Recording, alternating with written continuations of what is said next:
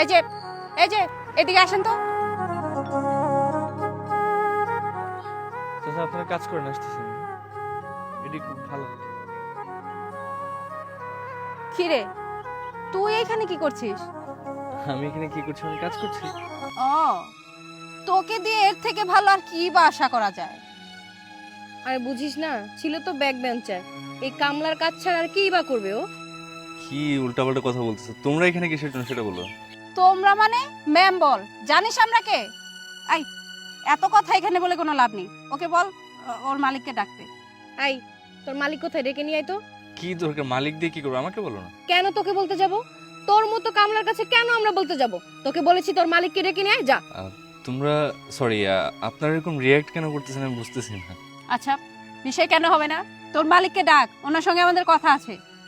আমি বলছিলাম কি, যা বলার আমাকেই বলেন। মালিককে বলা মানে হচ্ছে আমাকে বলা। মানে তুই সামান্য 2 টাকার কামলা, তুই বলতেছিস তোকে বলা মানে মালিককে বলা মানে? তোর মালিককে ডাক। আপনারা চলে আসছেন, কতক্ষণ যাবত আপনাদের জন্য ওয়েট করছি। আসুন আসুন, অফিসে আসুন। যাবো তো অবশ্যই। তার আগে এটা বলুন, এমন বিয়াদব মার্কা কামলা দিয়ে আপনারা কাজ করান কি করে? আমরা সেই কখন থেকে এখানে দাঁড়িয়ে আছি, আর এই কামলাটাকে বলছি ওদের মালিকের কাছে আমাদের নিয়ে যেতে, সে তো মালিকের কাছে নিয়ে গেলই না, উল্টো আমাদের সঙ্গে তর্ক করছে। এক্সকিউজ মি, কাকে আপনি বেয়াদব কামলা বলছেন? কাকে বলছি মানে?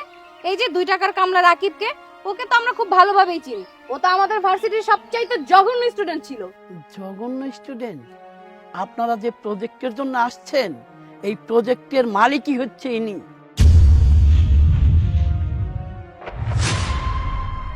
মালিক মানে? কি বলছেন আপনি এসব? আপনার কি মাথা ঠিক আছে? হ্যাঁ, আমার মাথা ঠিক আছে, আপনাদের মাথা ঠিক নাই। এই যে যতদূর চোখ যাচ্ছে, এই পুরা প্রজেক্টের মালিক ইনি। শুধু এই নয়, আরো 4-4টি গরুর ফার্ম আছে। ম্যানেজার সাহেব কি শুরু করলেন এসব? বাদেন না। তোমরা একটু অহংকারী কেন বলো তো? তোমাদের বললাম যে একটু কথাগুলো আমার শোনো, তারপর হচ্ছে তোমরা রিয়াক্ট করো। সারাক্ষণ শুধু রিয়াক্ট করেই যাচ্ছ। কলেজের মধ্যে এরকম জঘন্য ছিল তোমাদের আচরণগুলো, ঠিক তেমনই আছো, একটু পরিবর্তন হয়নি তোমাদের। আচ্ছা ম্যানেজার সাহেব, আপনি কিছু মনে করেন না, হ্যাঁ? এখানে শুনেন সব কিছু। এরা আমার কলেজের ফ্রেন্ড ছিল তো, তাদের সাথে একটু আলাপ করি। আপনি কানে একটু তুলে দিয়ে থাকেন না? জি স্যার। তো তোমাদের কেমনে কি, এক একজন কি কোন পজিশনে আছে বলো তো? তোমার কি অবস্থা? কত বেতন পাও? কত? 50,000। 50,000। আর তুমি? সেম। সেম সেম, 50,000 না? তোমরা কি জানো এই প্রজেক্টের আয় ব্যয় কত হয় মাসে? আর প্রতি বছর এখান থেকে কয় কোটি টাকার ইনকাম আসে। আর আমার ফার্মে যে গরু, একটা ফার্মের মধ্যে প্রায় 150-র উপরে আমার গাভী আছে।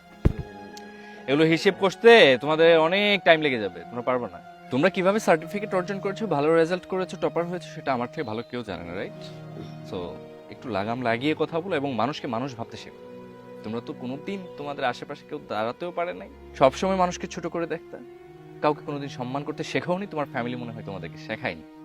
আচ্ছা, তোমাদেরকে আজকে কিছু কথা বলি, এটা একটু মন দিয়ে শোনো। পড়াশোনা করা, সার্টিফিকেট অর্জন করা আর মূল জ্ঞান অর্জন করা টোটাল ডিফারেন্ট। আজকে তোমরা আমার এখানে আসছো, খুব ভালো কথা, মিটিং ছিল তোমাদের। আমি না তোমাদের সাথে কাজ করতে ইচ্ছুক না। না না রাকিব, এমনটা করিস না প্লিজ। আমাদের অনেক বড় ক্ষতি হয়ে যাবে, আমার চাকরিটা চলে যেতে পারে। হ্যাঁ রাকিব, তুই প্লিজ আমাদের সাথে এমন করিস না। এই কাজটা আমাদের অনেক দরকার, প্লিজ। আমি কিন্তু তোমাদেরকে তোমাদের মতো করে রিপিট করব না যে কাকে তুই করে বলছিস। তোমরা এই যে দুজনে 1 লাখ টাকা স্যালারি পাও মাসে, এটা দিয়ে হয় না তো। আমার ম্যানেজারের বেতন হচ্ছে 1,20,000 টাকা, বুঝতে পেরেছো? তো আমি বলবো না যে আমাকে তুই করে বলেছো, তোমরা আমাকে তুই করেই বলতে পারো, কারণ আমরা একসাথে পড়াশোনা করেছি। তো আমি তোমাদের মতো ওই টপার হয়ে সার্টিফিকেট অর্জন করিনি, আমি মূলত বইয়ের মধ্যে যা ছিল ওইগুলো জ্ঞান অর্জন করেছি। তোমাদের কোনো ক্ষতি করবো না, তোমাদের যাতে চাকরি না যায় আমি সেই ব্যবস্থাই করবো। কিন্তু তোমরা একটা কথা জেনে রাখো, তোমরা এই যে মানুষকে ছোট করে কথা বলো না, এই কথাগুলো না অনেকে নিতে পারে না। লাইক আমি যখন ভার্সিটিতে যেতাম, তোমরা আমাকে নিয়ে নানান কথা বলতা, কি পোশাক পরে আসছে, কেমনে আসছে, খ্যাত, এটা সেটা নানান কিছু। তোমরা তো বাসার থেকে তোমার মার হাতের খাবার খেয়ে বেরোতা, আমি পারতাম না। আমি আমার ভার্সিটির ফাঁকে ফাঁকে রিক্সা চালাতাম, নিজের হাতে রান্না করে অসুস্থ মার মুখে খাবারটা তুলে দিয়ে তারপরে ভার্সিটিতে যেতে হতো। তোমাদের মতো অত টাকা পয়সা আমার ছিল না। মানুষকে কষ্ট দিয়ে কথা বলাটা না খুব গায়ে লাগে। হয়তো আমি হাসতাম তখন, বাট আমার না খুব কষ্ট লাগতো, জানো? যে আমার খুব ইচ্ছে করতো যে আমাকেও হয়তো বা তোমাদের বাবা মার মতো কেউ এসে টেক কেয়ার করবে, দেখভাল করবে। এটা এটা না সবার হয় না, সৃষ্টিকর্তা সবাইকে এই সৌভাগ্যটা দেয় না।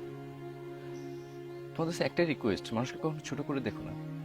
সব মানুষের না সিচুয়েশন একরকম থাকে না, সব মানুষের প্রত্যেকটা মানুষের লাইফস্টাইল এক এক রকম। আজকে আমার অনেক টাকা হয়েছে, আজকে তোমরা আসছো আমার এখানে, এটা সৌভাগ্য। আর এটাই হচ্ছে সৃষ্টিকর্তার একটা রিভার্স, উনি দুনিয়াতেই কিছু একটা দেখিয়ে দিলেন। আমি অনেক খুশি হয়েছি তোমরা আমার অফিসে যাবে আজকে।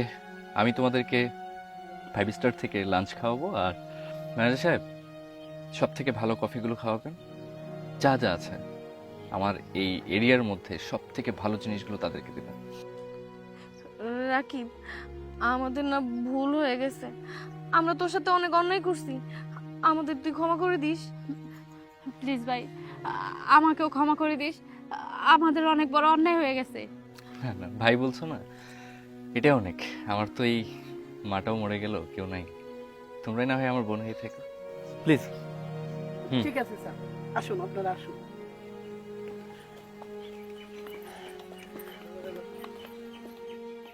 স্যার, আপনারা খুব ভালো মানুষ।